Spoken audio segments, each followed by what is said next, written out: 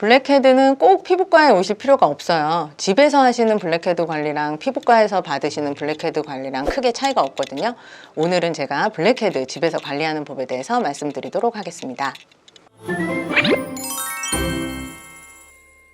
블랙헤드는 우리 피부 속의 피지선에서 피지를 만들어내는데 정상적으로는 만들어진 피지가 밖으로 잘 배출이 되거든요. 하지만 어떤 원인에 의해서 피지가 배출되는 출구인 모공이 막히게 되고 아니면은 피지가 너무 과도하게 생성된 경우에 다 배출되지 못하고 이제 그 모공 속에서 뭉쳐지면서 모공을 막게 되는데 이런 경우가 블랙헤드라고 볼 수가 있습니다. 그냥 피지가 모공 속에 뭉쳐서 모공 속에 가득 차 있는 상태는 화이트헤드라고 하는데 이러한 화이트헤드가 공기하고 만나서 그러면 산화가 되거든요. 산화가 되면은 이게 끝이 까맣게 변해요. 그래서 이제 우리가 육안적으로 봤을 때 이렇게 까만 점처럼 뭐가 박혀 있는 것처럼 보이게 되는데 이렇게 까맣게 산화된 화이트헤드를 우리가 블랙헤드라고 부르죠.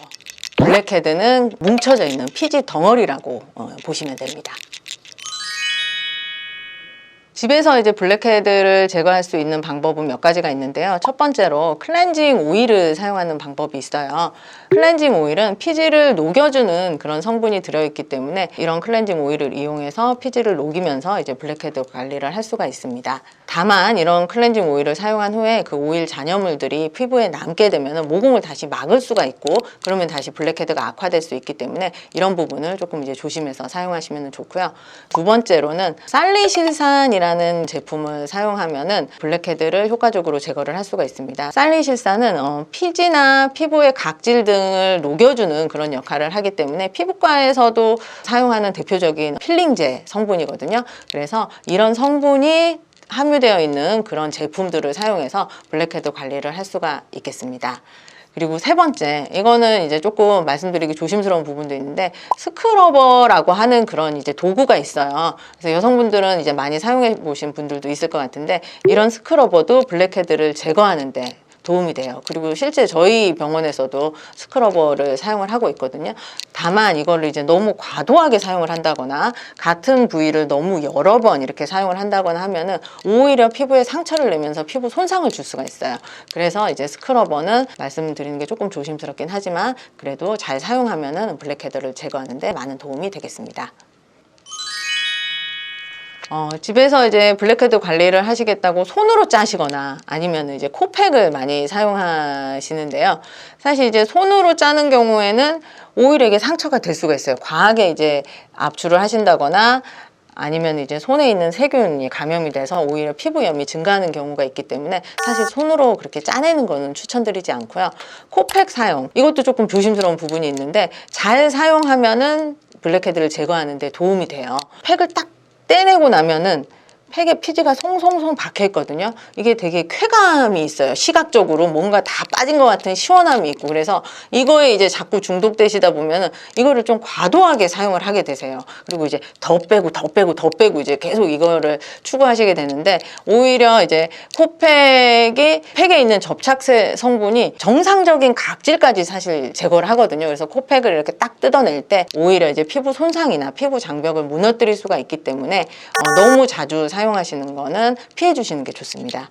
그리고 이제 특히 피부가 많이 예민한 부분이라든지 아니면은 딸기코 같은 주사 피부염이 있으신 분들이 있으시거든요. 이런 분들은 이제 코팩 사용을 안 하시는 게 좋고요. 그리고 코팩 사용을 하시는 분들이더라도 보통 한 2주에 한 번 정도, 그 정도가 이제 적당한 횟수가 되고 뭐 일주일에 여러 번을 사용하신다거나 이렇게 너무 자주 사용하시는 거는 피해 주는 게 좋겠습니다. 피지 제거제를 사용을 하시든 아니면 코팩을 쓰시든 스크러버를 사용을 하시든지 간에 일단 블랙헤드 제거를 하고 나면 그 부분이 약간은 이제 자극이 되어 있는 상태이기 때문에 보습을 그 부분은 충분히 해주시는 게 좋고요. 그리고 제거를 한다고 하더라도 사실 우리 피부 속에서 피지 생성은 계속해서 되거든요.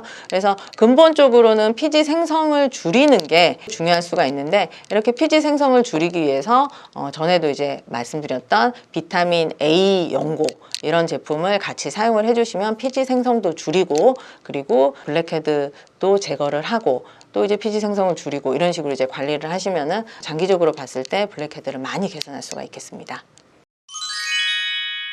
피지 분비를 줄이는 거에 있어서 비타민 A 크림 같은 연고도 있는데 일상생활 습관도 사실 개선을 하면 좋아요. 근데 이제 이게 굉장히 어려운 부분이죠, 사실.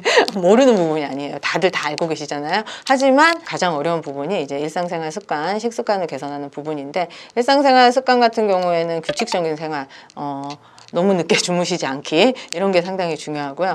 그리고 스트레스 피하기라든지 이런 게 중요해요. 왜냐하면 스트레스를 많이 받으면 우리 몸에서 스트레스 호르몬이 분비가 되거든요. 스트레스 호르몬이 많이 분비가 되면 피지 분비가 늘어나게 돼 있어요. 그래서 스트레스 호르몬 분비를 조금 줄이기 위해서 규칙적인 생활을 하는 게 이제 중요하겠고, 그리고 이제 식습관도 중요한데, 식습관 같은 경우에는 너무 고당, 당이 많이 함유된 음식이라든지 가공식품 같은 거, 이런 거를 이제 줄여주는 게 좋습니다. 이런 것들은 이제 우리 몸을 염증 상태로 만들면서 피지 분비도 이제 증가시키기 때문에 너무 고당질식이나 가공식품 같은 거, 이런 거를 줄이는 게 도움이 되죠.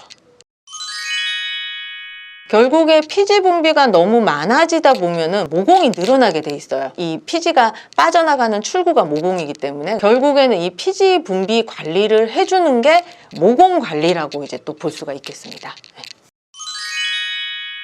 지성 피부 분들이나 아니면 여드름이 자주 올라오는 그런 분들은 비타민 A 연고를 사용하시면은 피지도 줄어들고 여드름도 조금 주는데 도움이 될 수가 있어요. 그런데 이제 비타민 A 연고는 사실 화장품이 아니고 이거는 의약품이에요. 그래서 일반적으로 우리가 화장품 판매하는 어떤 로드샵이나 이런 데서 구매를 할 수 있는 건 아니고, 병원에 가서 처방전을 받으셔서 이제 약국에서 구매를 하셔야 되는 제품인데, 일반 화장품보다는 훨씬 더 효과가 좋지만 그만큼 부작용의 가능성이 있거든요. 그러니까 사용법을 잘 숙지하시고 사용하는 것을 추천드립니다. 사실 피부과에서 블랙헤드 케어하는 거하고 집에서 홈케어로 하는 거하고는 큰 차이는 사실 없어요. 이제 피부과의 블랙헤드 관리를 위해서 내원을 하시게 되면은 일반적으로 일단 피부 타입을 파악을 하고, 그리고 블랙헤드 제거하기 전에 스티머 같은 걸로 일단은 모공을 조금 열어주고요. 그리고 피부 타입에 맞는 제품을 이용해서 블랙헤드 이제 제거를 하게 돼요. 블랙헤드가 조금 심한 경우에는 블랙헤드를 개선하는 레이저 시술이 들어가기도 하거든요. 이런 부분은 사실 이제 집에서는 할 수 없는 부분이겠죠. 그리고 블랙헤드를 제거한 후에 보습 관리, 그리고 이제 진정 레이저 관리, 이런 것들로 마무리를 하는 게 이제 피부과에서 하는 블랙헤드 케어거든요. 근데 사실 이렇게 말씀드리고 보면은 집에서 하는 거랑 크게 차이는 없으세요. 그래서 집에서 이제 잘 하실 수 있는 분들은 집에서 이제 하셔도 충분히 블랙헤드 관리가 가능하고, 하지만 내가 내 피부 타입을 잘 모르겠다, 그래서 제품을 선택하는 게 조금 조심스럽고, 자꾸 관리를 해도 블랙헤드가 조금 심하고 자주 생긴다 하시는 분들은 이제 피부과에서 도움을 받으셔도 좋죠. 네. 직후에는 굉장히 깨끗해지고 이제 좋아지는 거를 느끼실 수가 있고요. 피지 분비 자체를 억제할 수는 없기 때문에 시간이 지나면 이제 블랙헤드가 하나 둘씩 조금씩 늘어날 수가 있어요. 또 이제 이렇게 피지 분비가 많은 분들은 모공이 좀 확장되어 있는 경향이 있거든요. 그래서 블랙헤드 치료를 하면서 모공 관리도 같이 하면은 더 시너지 효과를 볼 수가 있습니다. 네. 이제 저는 사실 녹이는 방법을 추천을 드려요.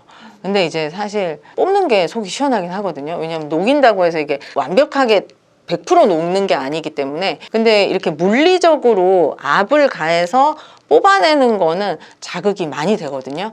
그래서 저희 병원에서도 음압을 걸어서 물리적으로 쏙쏙 뽑아내는 방법, 이거는 이제 사실 많이 사용하진 않아요. 녹여서 제거하는 방법을 좀 더 많이 사용을 하고 있습니다. 오늘은 여러분들에게 집에서 블랙헤드 관리하는 법에 대해서 말씀드렸는데요. 사실 피부과에서 블랙헤드 관리하는 법과 집에서 블랙헤드 관리하는 법이 그렇게 다르지 않아요. 그래서 여러분들도 오늘 제가 말씀드린 홈케어로 블랙헤드 관리하는 법, 이거에 도전해 보셨으면 좋겠습니다. 그리고 제가 올바른 세안법에 대한 영상도 찍었는데, 올바른 세안 굉장히 중요하거든요. 그러니까 그 영상도 꼭 보시고 세안법으로 피부 건강을 많이 지키셨으면 좋겠습니다. 감사합니다.